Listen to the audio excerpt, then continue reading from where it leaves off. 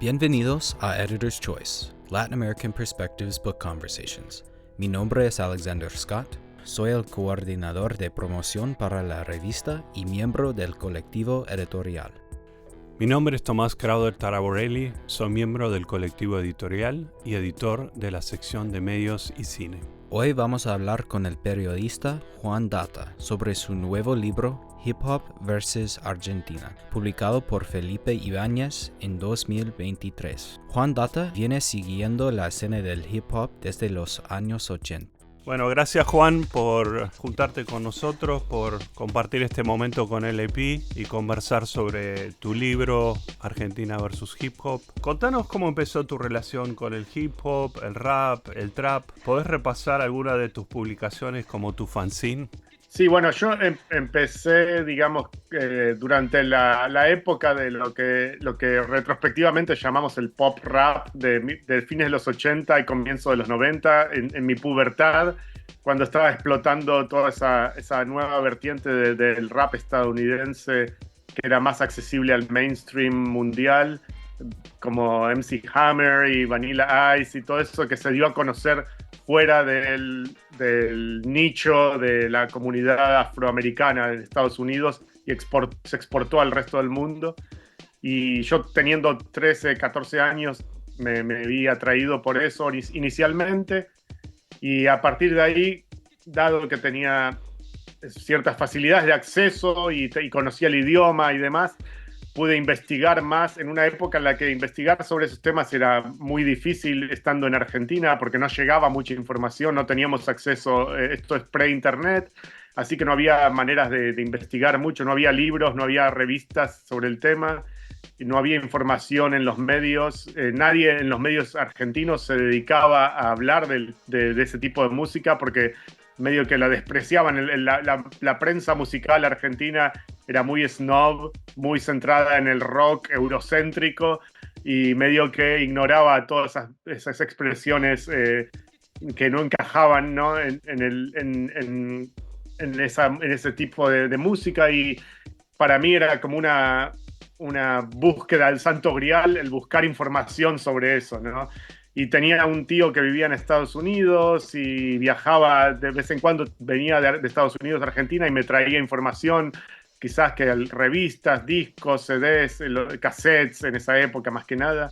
Y así medio que fui investigando y haciéndome un poco más conocedor del tema, hasta que en el año 96 empieza a emerger una escena underground de rap en Buenos Aires, y yo ahí veo la oportunidad de lanzarme como periodista. Yo ya estaba estudiando periodismo, pero no sabía a qué me iba a dedicar, y medio que le encontré la beta por ahí, dije, me voy a dedicar voy a hacer periodismo sobre esto que está recién empezando, ¿no? A mí se me ocurrió publicar un fanzine de hip hop el mismo día que fui al primer festival que se organizó en Buenos Aires, de varias bandas de hip hop todas juntas, como que hasta ese entonces había grupitos y artistas sueltos por distintas partes del conurbano y demás, pero no había una escena, la mayoría de los artistas no se conocían entre sí. En el 96 como que se empieza a formar una escena, y yo ahí veo la oportunidad, digo, esta escena necesita un medio de comunicación que hable sobre estos artistas, que los dé a conocer y que empiece como a aglutinar una especie de cosa que además conecte con el pasado, con lo que venía de antes, con el rap que ya venía de antes, de la época de Yacimel y demás, y con las otras expresiones del hip hop, con los grafiteros, con los b-boys, los DJs, que también cada uno estaba haciendo la suya, tirando para su lado, y no había nada que los conecte, ¿no? Entonces mi fanzine, como que al ser el único medio de comunicación que se interesó en el tema en esa época, terminó formando una especie de nexo conductor, y de como que era el pegamento que agarraba todas las moscas de la escena, ¿no? ¿Lo imprimías y lo distribuías ahí en los conciertos? Sí, se distribuía principalmente en los shows, medio que bien de manera muy contrabando hormiga, de venderlo en las colas de los recitales, o de poner una mesa con los que vendían merchandising en los recitales. Yo vendía ahí mi fanzine. Al principio era solo eso, después había muchas disquerías, tiendas de discos en Buenos Aires que también lo distribuían en la Galería Bond Street y demás.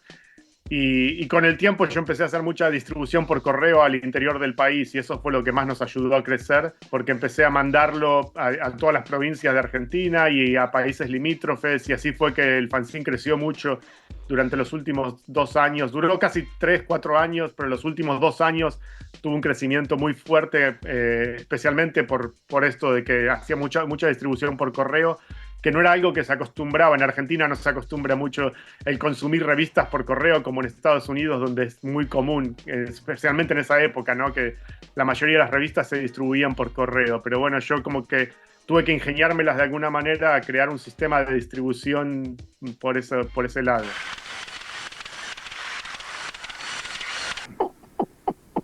RLF en el momento, con DJ Ácido, tú sabes que puede dar más, mucho más, mucho más. RLF en el momento con su estilo libre, estilo libre, estilo libre, no es un estilo más, es algo diferente del resto de la gente, es pura influencia, inspiración momentánea que fluye de mi alma y se refleja ahora mismo en el rostro de esta mi gente. Cluster jamaiquinos revolucionarios lo hacían en la década del 70, defendiendo ideales o simplemente expresando al compás de este ritmo mensajes claros estoy dejando. ¿En qué contexto sociocultural surgieron los primeros artistas de hip hop y rap? ¿En Argentina en específico o en Latinoamérica en general? Porque creo que es diferente la situación argentina. Creo que en Argentina el rap, especialmente en la época de los 90, cuando yo empecé a publicar mi fanzine, había como dos vertientes grandes en la escena. Había un rap que era con un perfil muy de clase obrera, de conurbano, de chicos de familias más bien pobres, pero que tenían cierto nivel de acceso a información importada, como que tenían que tener ese puente, ¿no? Y después estaban muchos chicos también de clase media, un poco más acomodada, que tenían la oportunidad de viajar y de traer información de afuera, ¿no?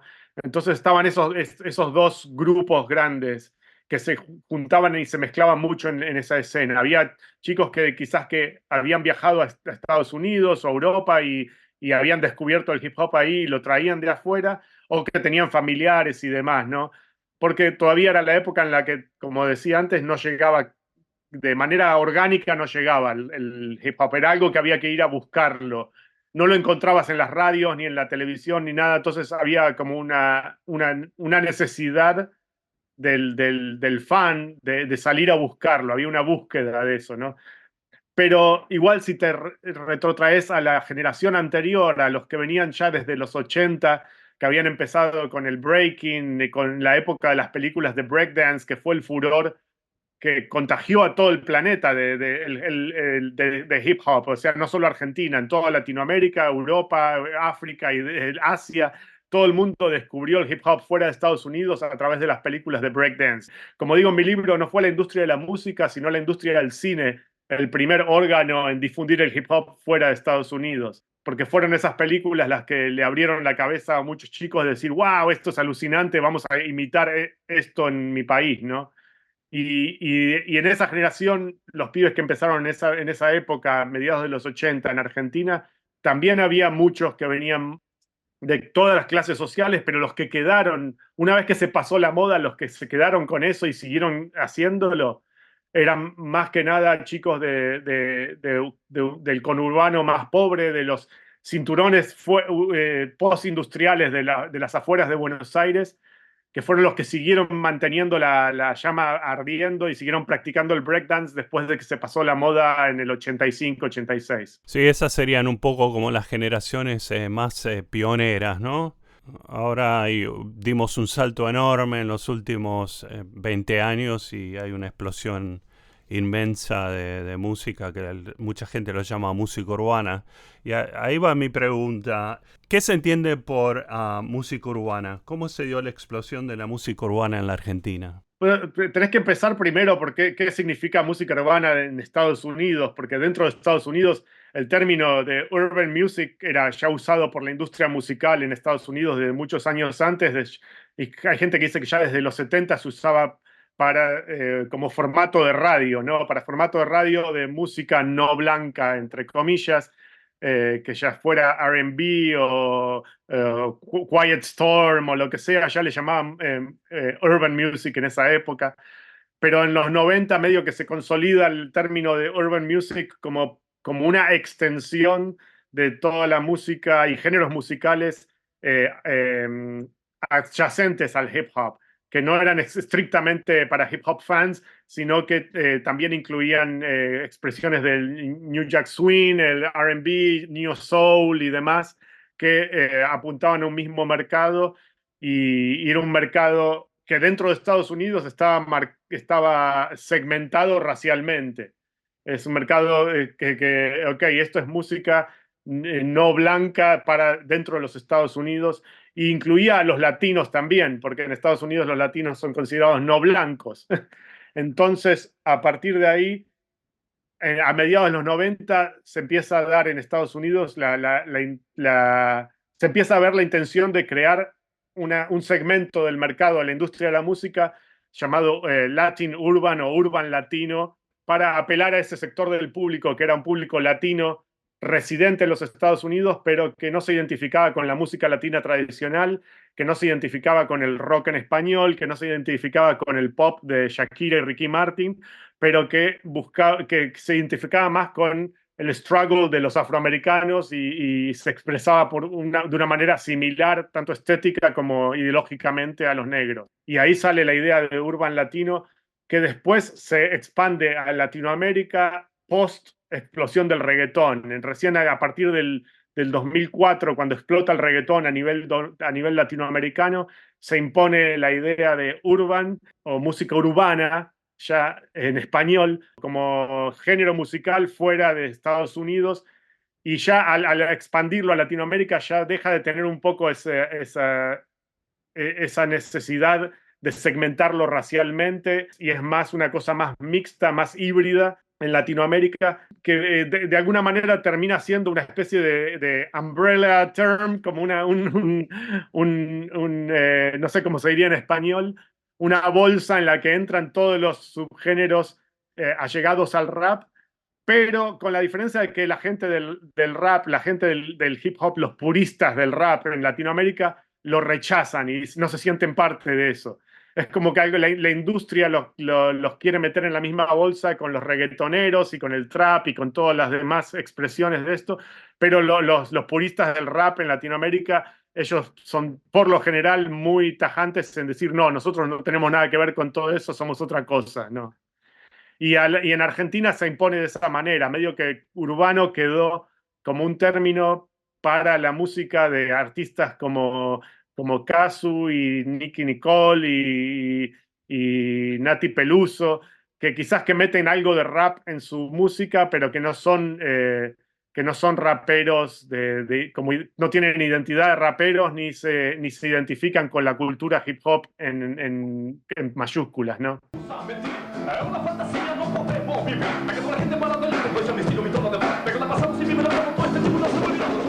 Hablamos, bueno, de cosas comunes, del barrio, de los policías, la política, que es algo que no se puede dejar de lado. Nosotros agarramos el micrófono para demostrar lo que hacemos, que es rap, no para bardear, ¿no? Y lo demostramos, porque si queremos hacer un freestyle y cantar lo que estamos haciendo en este momento, lo hacemos. Como somos cuatro, siempre uno desafía al otro, pero así con la mejor, ¿no? Sanamente, porque es como tiene que ser el rap.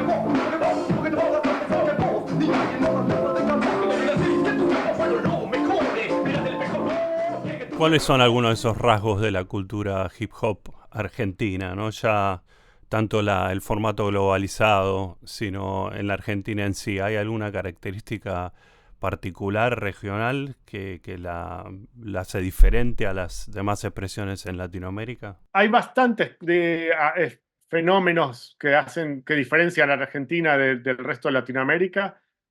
Uno de los cuales yo exploro en mi libro mucho es la conexión con la cumbia en Argentina, o cómo está reinterpretada la cumbia colombiana en el contexto argentino como música de gueto, entre comillas, y cómo se terminó fusionando con ciertas vertientes que venían del rap y creando esta especie de híbrido de cumbia rap que también se dio en otros países, pero de maneras diferentes, ¿no?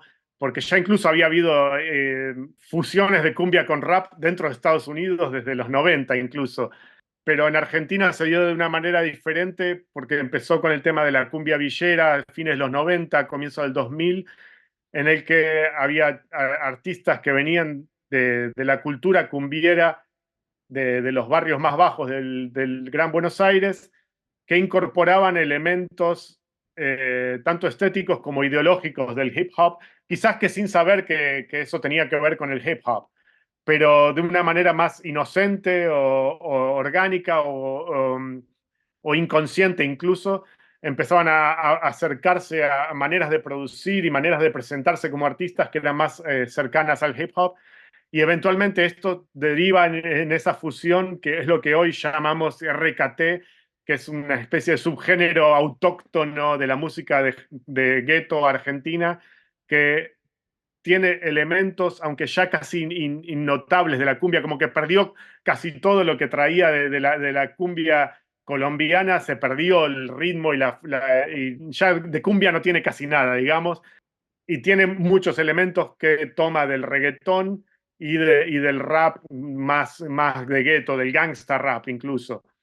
Y eso es un fenómeno que es muy autóctono de Argentina, pero no es el único. También en mi libro exploro bastante los intentos de conectar al hip hop argentino con las tradiciones del tango y de los payadores argentinos, las tradiciones folclóricas argentinas que a su vez tienen raíces afro-argentinas también.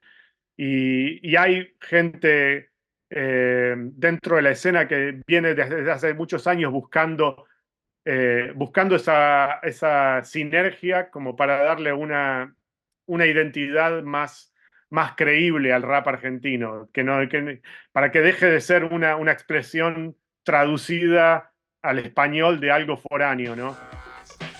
Si están dentro del hip hop, no traten de ser lo que no pueden ser nunca, entre paréntesis negros. Por más que se vistan, por más que bailen, por más que hablen, por más que canten como negros, no pueden ser negros. Sean bien blancos, orgullosos de ser blancos, y sean bien negros, orgullosos de ser negros. En el capítulo titulado Bling Bling, haces una pregunta que genera una serie de importantes reflexiones, como ¿es realmente el hip hop intrínsecamente capitalista?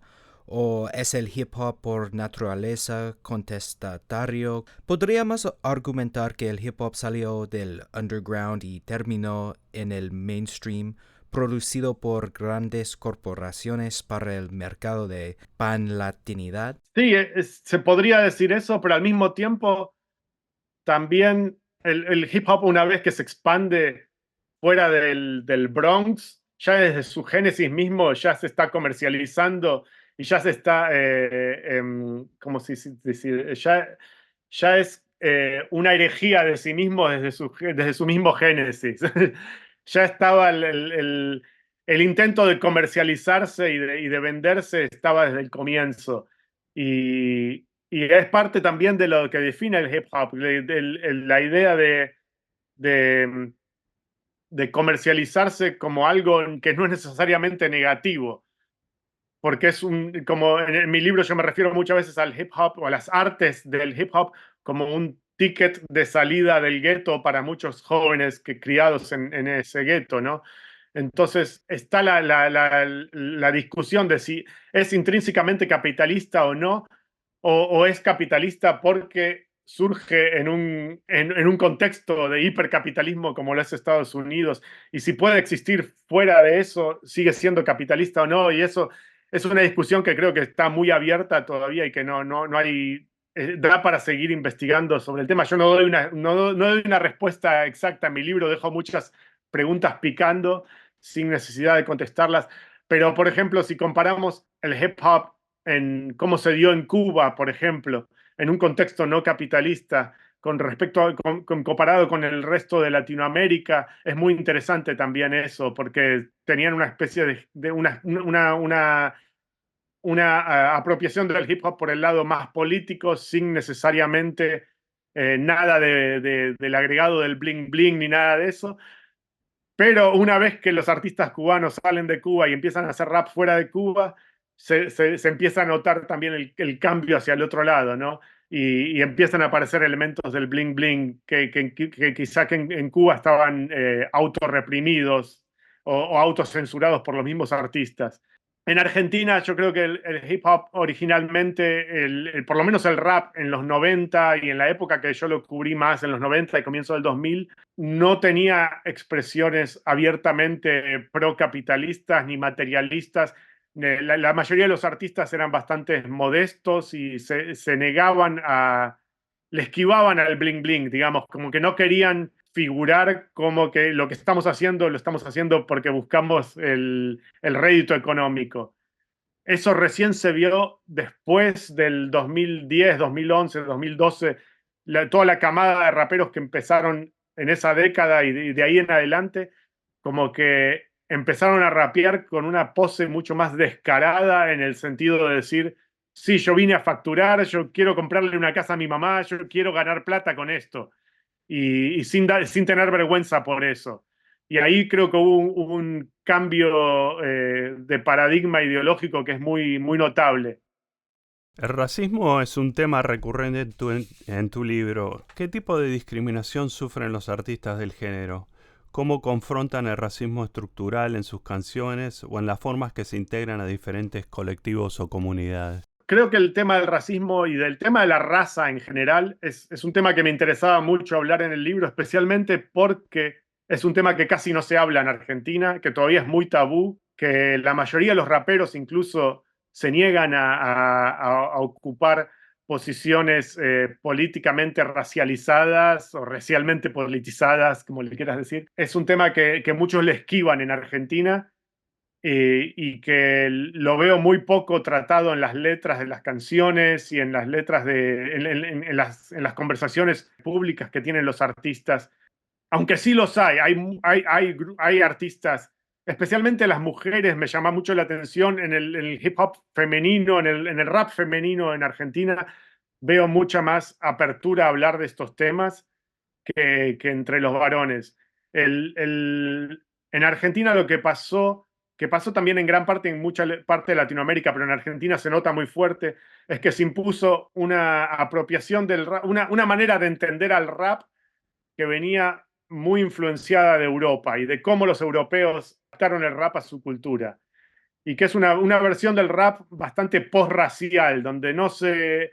Donde la identidad étnica de los artistas está muy en un segundo plano o ignorada por completo, y donde todo se mide en base a skills, a lo que yo en mi libro yo le llamo la meritocracia de los skills. Y en Argentina se impuso muy fuerte ese modelo, que es un modelo en el que no importa si sos blanco, si sos negro, si sos pobre, si sos rico, lo que importa es pura y exclusivamente las barras que disparás en el micrófono. Especialmente en el rap más competitivo de las batallas y todo eso, se impuso ese modelo y eso hace que muchos raperos ni siquiera se gasten o se molesten en expresar su identidad étnica. Incluso raperos que quizás que lo podrían hacer, que vienen de backgrounds que son efectivamente no blancos, visiblemente no blancos, y que podrían plantarse más firmes en esa posición y tomar ventaja de eso incluso, no lo hacen porque en Argentina está ese tema que todavía es muy, muy tabú. Yo lo hablaba hace poco con un rapero argentino de mi generación que es descendiente de afro-brasileños y criado en Argentina y también es descendiente de inmigrantes paraguayos por el otro lado por el lado de su madre. Y en ninguna de sus canciones jamás habla de su identidad racial, ni de su background, de cómo su color de piel lo planta en la sociedad argentina que lo rodea, ¿no? Nunca se le dio por hablar del tema.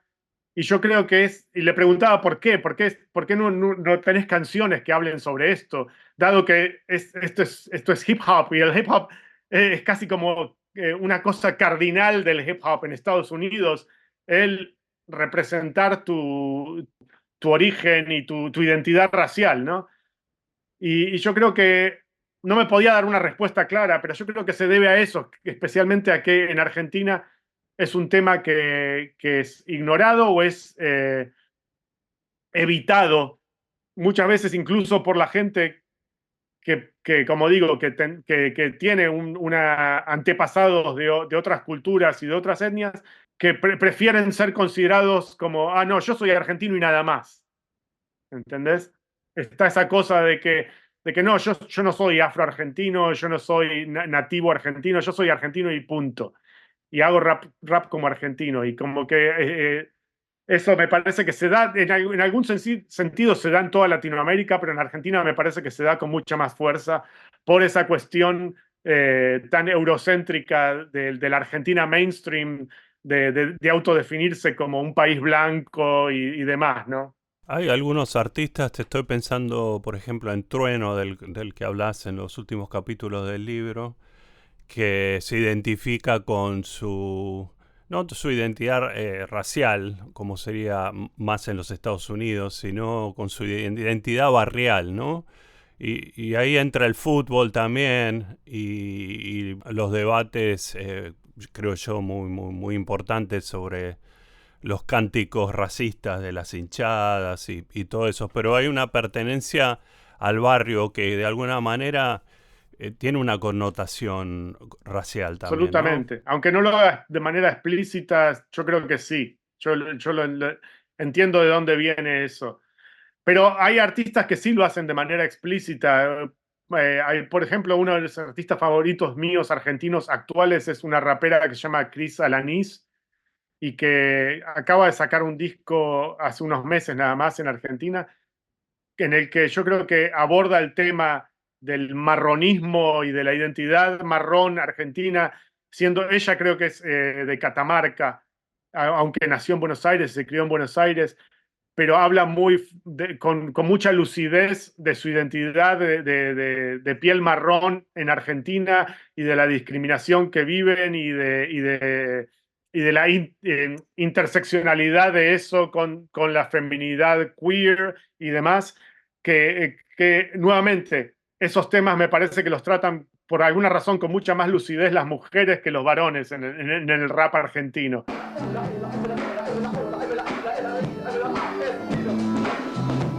No me creo el mejor, yo lo demuestro. Estoy constantemente demostrándolo. Quizás van a haber mejores que yo, pero yo lo demuestro. Yo demuestro mi estilo y si hay alguien mejor que yo, bueno, mala leche, pero yo me dedico a esto. Y vos sos grosso, demostralo en escenario. Si no, cerrá el culo.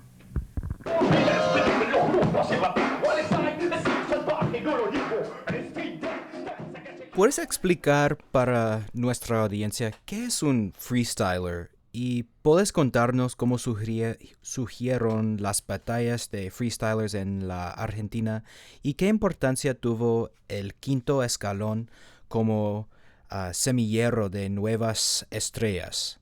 Oh, sí, eso sí que es un fenómeno rarísimo viéndolo desde Estados Unidos, porque es muy diferente a cómo se dio el rap en Estados Unidos y en el resto del mundo.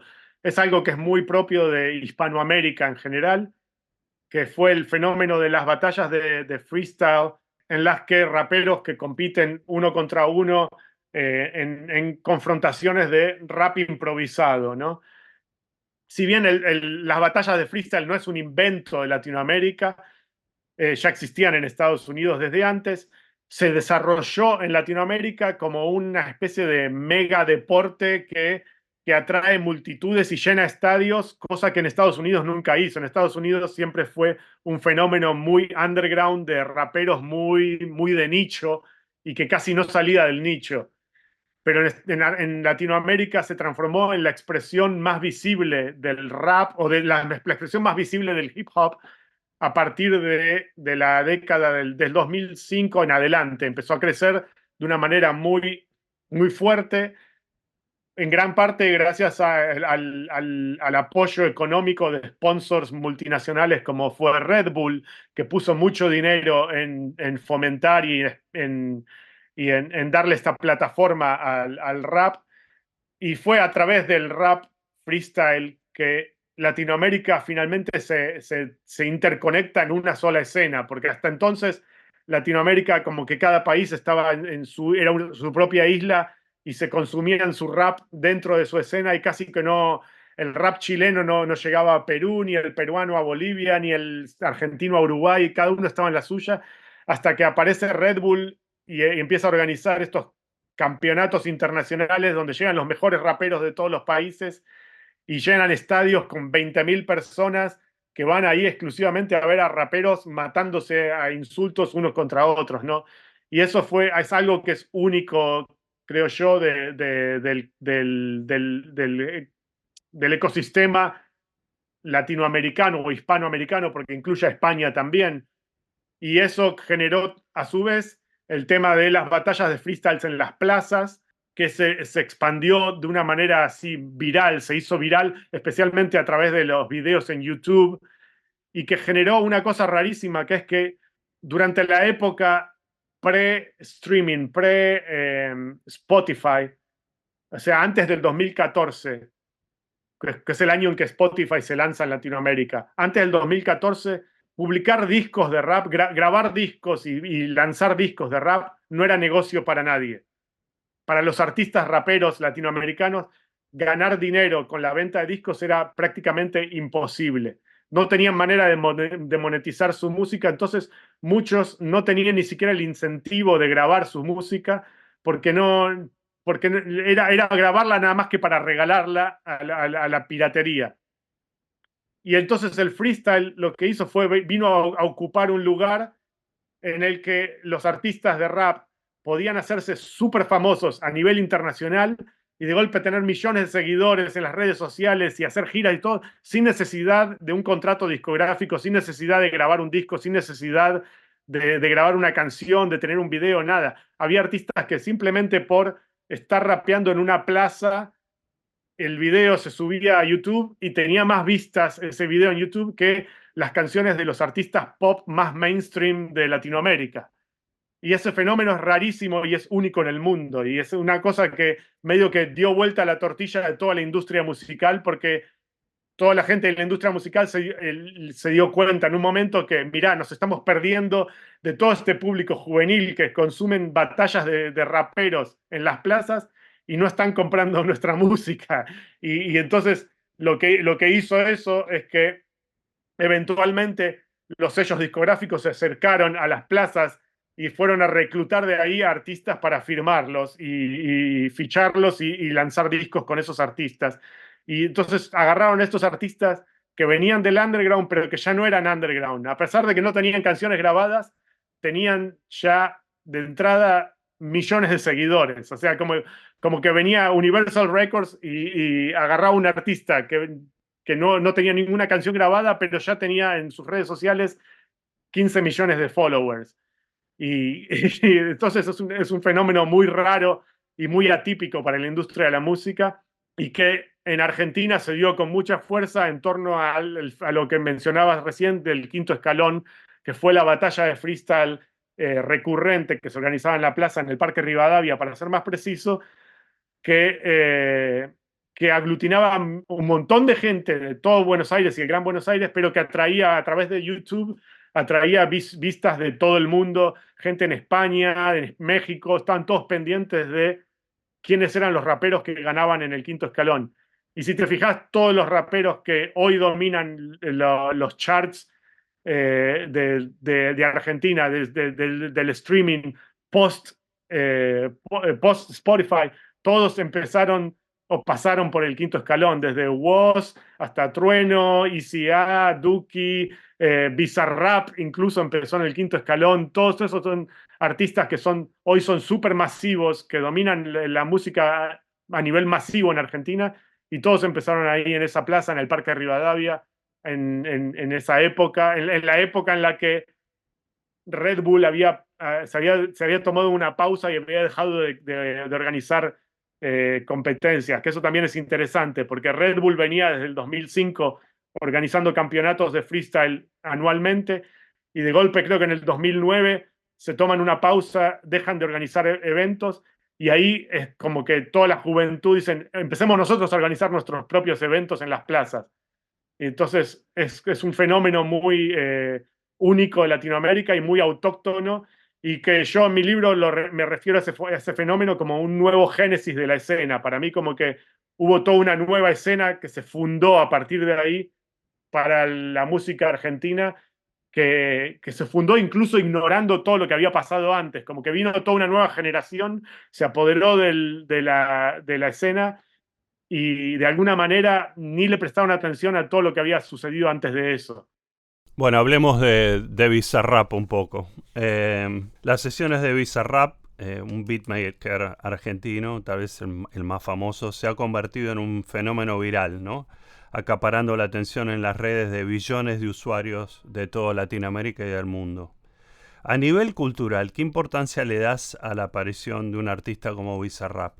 No sé si a nivel cultural esté agregando mucho Bizarrap. Me parece que el aporte de él, más que nada, lo que fue la demostración fáctica de que se podía monetizar lo que estaban haciendo. Como que todo esto venía sucediendo, estaba en proceso de ebullición constante por muchos años, y de golpe aparece gente como Bizarrap que de alguna manera demuestran que esto se puede convertir en un negocio millonario, cosa que hasta ese entonces era algo que estaba era algo potencial nada más, como que Bizarrap fue el primero en Argentina en llegar a la masividad a nivel mundial, o sea, llegó a tener en un momento la canción más escuchada de todo el ecosistema del streaming a nivel global. O sea, la canción que más sonó de todo el planeta era una canción producida por Bizarrap.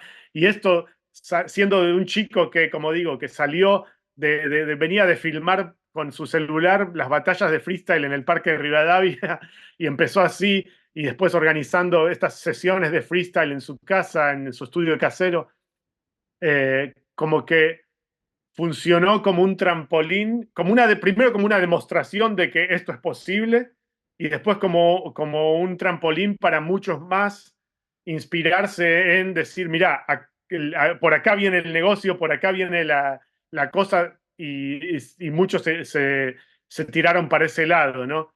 Pero a nivel cultural, yo creo que la música que él propone no está aportando mucho, que digamos. Él simplemente está haciendo hace lo que pega y lo que va como que tiene el dedo en el pulso del gusto masivo, y muy bien todo eso, pero no está tampoco haciendo nada revolucionario musicalmente, ni nada que esté proponiendo algo nuevo, ni muy innovador, que digamos. Lo más raro de todo eso es el tema de que, como digo en mi libro, que graba canciones que no tienen nombre de canciones, que las canciones tienen un número, es la canción 524, y con el artista Mongo, y con el otro, y con fulano, y con Mengano, simulando ser como estas especies de improvisaciones, aunque ya son canciones que están mega producidas y que se nota que hay todo un equipo de producción detrás de esas canciones, ¿no?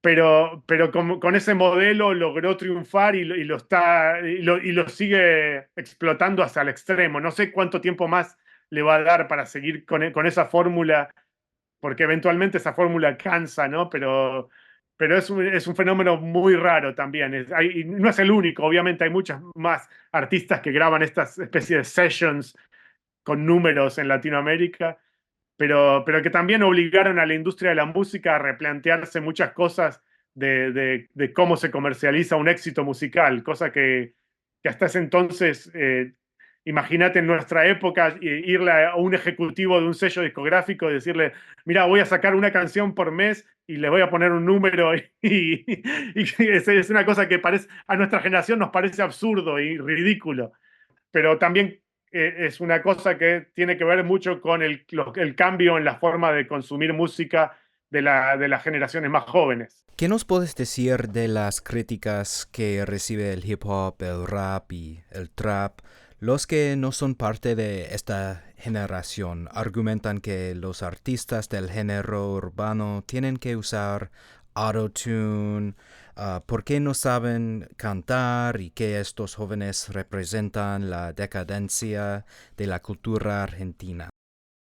Sí, esto creo que son críticas muy comunes nuevamente en toda Latinoamérica. Se viene dando esto ya hace rato. Hay una resistencia de la gente de mi generación y de antes también a aceptar a esto como música válida. Es una resistencia que viene en parte del eurocentrismo y del racismo también, pero que también tiene que ver con lo que mencionaba antes de los cambios en la manera de producir y de consumir música, ¿no? Y sí, está por un lado la crítica más común de que el autotune hace que no necesiten cantar y que no saben cantar y que no saben nada de música. Y, pero que eso es algo que ya venía intrínseco en el hip hop desde sus comienzos, porque el rap ya desde entrada se proponía hacer música sin saber cantar. En los raperos de ya desde Movida decían, nosotros de alguna manera estaban diciendo, nosotros vamos a hacer canciones, vamos a grabar música sin tocar un instrumento, usando una pista ya grabada, vamos a grabar canciones sin cantar, sin armonizar, rapeando nada más o hablando rápido y rimando. Entonces, como que es algo que ya viene, es parte de la rebeldía propia del rap llevada al nuevo, a un nuevo, a un nuevo nivel de rebeldía. Ya directamente dicen, no solo no voy a cantar y voy a rapear porque no sé cantar, ahora dicen, voy a cantar igual aunque no lo sepa hacer porque el autotune me lo permite. Entonces es que es un poco esa especie de actitud punk rock del rap, de decirle fuck you al status quo y decir yo voy a ser un artista aunque no me lo permitan, aunque mi talento no me dé, lo voy a hacer igual. Y no sé, para mí es maravilloso, aunque yo como oyente quizás que no lo entiendo, no lo escucho, a mí no me atrae, me choca incluso auditivamente escuchar música con autotune y cuando escucho raperos con autotune directamente lo salteo, pero entiendo totalmente el porqué, ¿no? Y con respecto a lo que decías de la decadencia, supuesta decadencia de la música argentina, también es algo, nuevamente, que viene muchas veces viene del rock.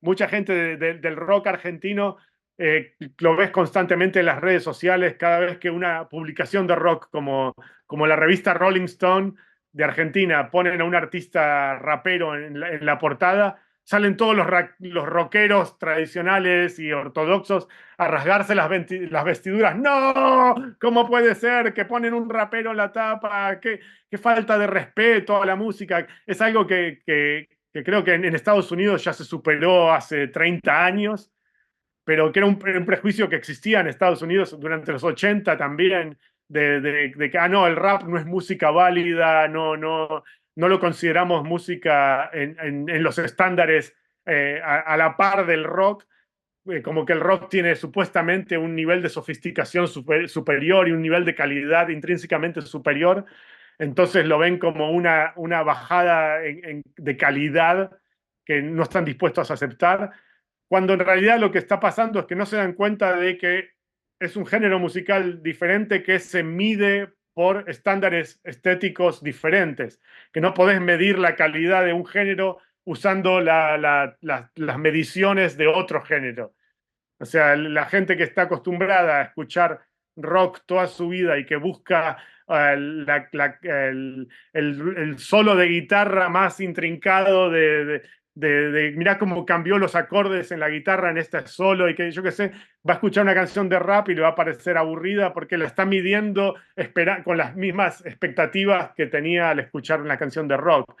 Y entonces ahí lo que falta es una especie de cultura de enseñanza, de apreciación, ¿no? Como que hay que apreciar la música diferente de una manera diferente.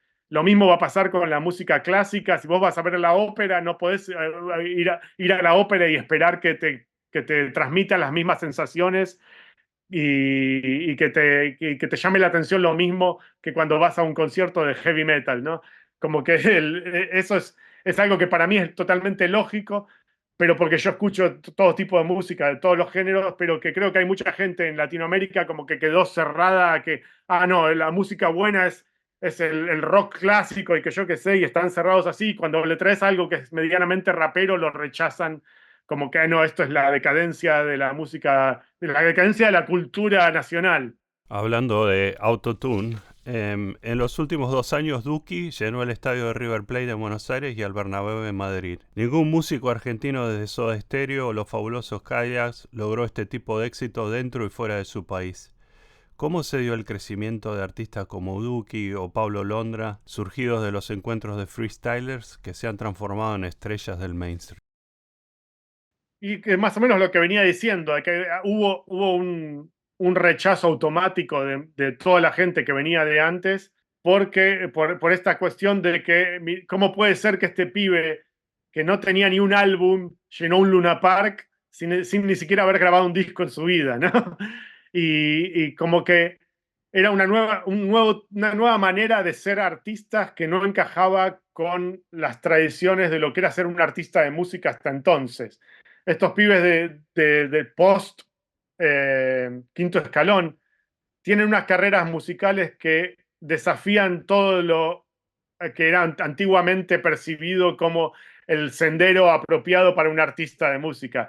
Antiguamente la expectativa era que si vos eras un artista de música tenías que empezar bien desde abajo, empezar del underground tocando en un pub, ir juntando gente de a poquito, después llegabas a tocar a un lugar, una sala más mediana y empezabas a formar tu público, después llegabas a tocar en Cemento y quizás que grababas un CD de manera independiente y después venía un sello y te firmaba y sacabas un CD de manera oficial y tocabas en obras y estaba como todo ese sendero que todos los artistas tenían que seguir esos pasos para llegar hasta la masividad, ¿no? Como que todos desde los más populares hasta todos habían más o menos seguido ese tipo de carreras, Soda Stereo, Cadillacs y demás, todos habían tenido esa cosa de que empezaban tocando en pubs para 10 personas y de golpe, de a poquito iban acumulando más y más gente, de golpe se lanzaban a nivel internacional y tenían éxito a nivel masivo internacional.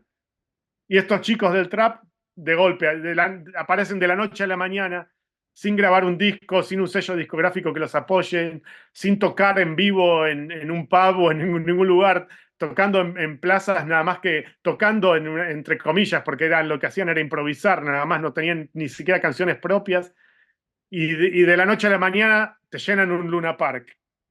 Entonces, toda la gente de lo que venía de mi generación para atrás, como que dicen, estos están haciendo trampa, así no se hace la música, esa no es la manera de crecer de un músico, de darse a conocer, de ganarse su derecho de piso. Pero cambiaron de cuajo toda la ecuación, ¿no? Y cambiaron la manera en que la música se consume y la manera en que se produce y la manera en que se difunde y todo cambió. Y fue muy fuerte porque fue muy de golpe, como que no fue un proceso muy lento, como que se dio casi de la noche a la mañana. Y eso creo que a mucha gente los dejó muy desencajados y no lo entienden. Entonces ven a estos chicos como Duki, que vos decís que está teniendo éxito a nivel internacional, y dicen, ¿pero quiénes son? ¿Cómo puede ser que este tipo esté llenando un estadio en España si acá no lo conoce nadie? Porque claro, él quizás, el que dice eso, quizás que no lo conoce porque no está no suena dentro de su ambiente, ¿no? Pero en Argentina es conocido a nivel masivo y eso es innegable, y es escuchado a nivel masivo y eso es innegable también. Lo que pasó también es que a partir del año 2014, cuando se impone el sistema de streaming en Latinoamérica, Spotify y Apple Music lanzan sus productos en Latinoamérica ese año y Luminate, que es la marca, actualmente es Luminate, en esa época todavía era Nielsen Music, que son los encargados de organizar los charts de popularidad de música. Hasta ese entonces, Nielsen Music venía compilando los charts de popularidad de Latinoamérica exclusivamente en base a ventas. O sea, que la única medición que tenían de qué música era popular en Latinoamérica era la venta de CDs y la venta de MP3 legales, que en Latinoamérica era casi cero, era nula totalmente, porque la mayoría de la gente se los pirateaba. Entonces, los charts de popularidad de Nielsen eran totalmente diferentes a lo que la gente en la realidad escuchaba. Cuando en el 2014 empiezan a incorporar los números de streaming de Spotify, de Apple Music, de Deezer, de YouTube incluso, y compilan todos estos para confeccionar los nuevos charts de música latinoamericana. Lo que dejan en claro es que la música que era más popular era justamente esta, que los sellos no estaban firmando ni promoviendo ni nada. Y era este tipo de artistas que venían de lugares como las batallas de freestyle, los que más se escuchaban en el sistema de streaming, ¿no? Y esto cambió, fue un giro copernicano en la manera de entender el consumo de la música en Latinoamérica. Todo lo que vino después creo que fue una reacción a eso, a cómo la industria de la música, la industria del entretenimiento en Latinoamérica se dio cuenta de que había algo que estaba sucediendo, que ya venía sucediendo a nivel underground desde hacía muchos años y lo venían ignorando. Lo venían ignorando o como que tratándolo, como desmereciéndolo. Y de golpe se dieron cuenta que se les había escapado la gallina del corral, que ¡ay no! Toda la plata está acá y nosotros estamos apostando a esto. y ese fue el cambio más abrupto que yo creo que se dio en la cultura argentina y en los últimos años.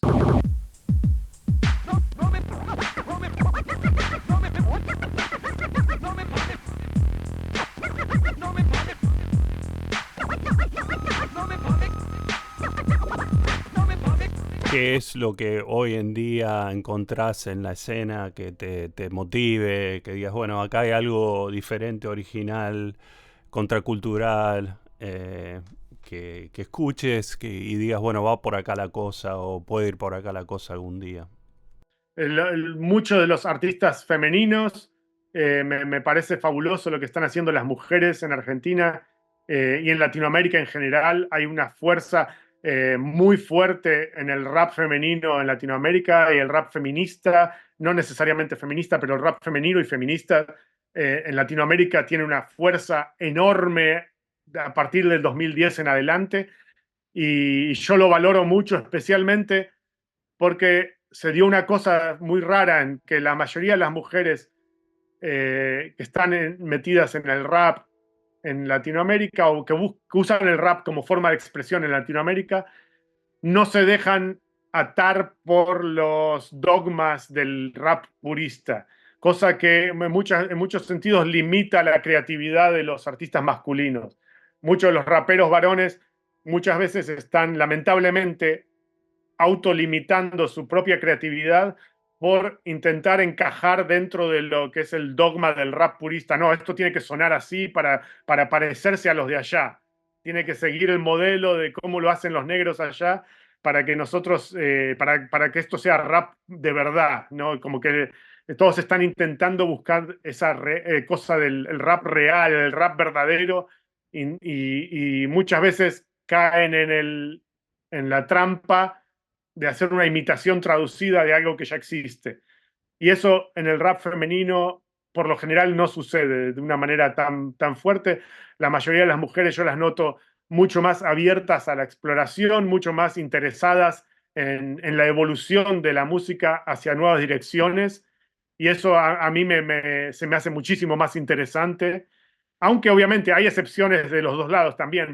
También hay muchas mujeres que se limitan a hacer rap purista y hay muchos hombres que de golpe se atreven a hacer cosas más intrincadas, pero por lo general yo encuentro mucha más creatividad en el rap femenino y al mismo tiempo que tienen esta cosa de, como te decía antes, de que tienen mucho más clara la intención de su lucha, de su struggle, cosa que en muchos varones les falta eso porque se limitan nada más al hacer fanfarronear sus skills, como que yo soy súper talentoso y soy súper técnico en mi manera de rapear y tengo las rimas más retorcidas y con las métricas más elaboradas y con los punchlines más poderosos y con los mejores beats y están muy centrados en eso, en el intentar ser mejor que los otros varones sin necesariamente proponer algo nuevo ni necesariamente tener claro cuál es la razón de su lucha. y en las mujeres lo noto mucho mejor en ese sentido.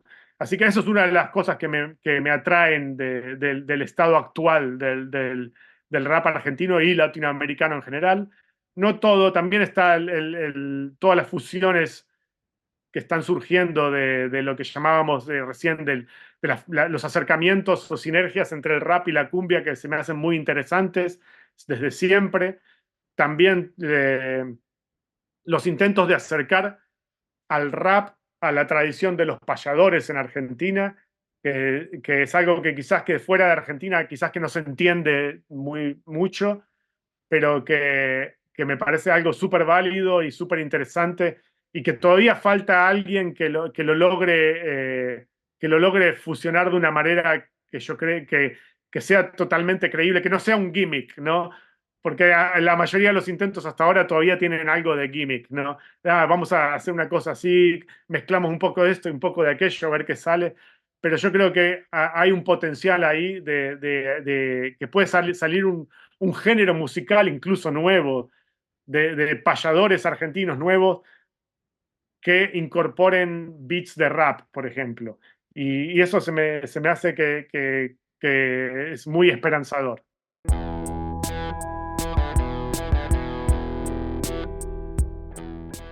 Bueno, ese es todo el tiempo que tenemos para hoy, pero gracias por escuchar. Hip Hop vs. Argentina está disponible para su compra en línea. Consulta las notas del programa para ver un enlace donde puede pedir una copia del libro. Para recibir actualizaciones de nuestra revista sobre nuevos números, artículos y podcasts, asegúrese de seguirnos en Facebook, Instagram, X y TikTok, y no olvide suscribirse a nuestro podcast en Spotify, Apple Podcasts, YouTube o su aplicación preferida. Hasta la próxima. Gracias.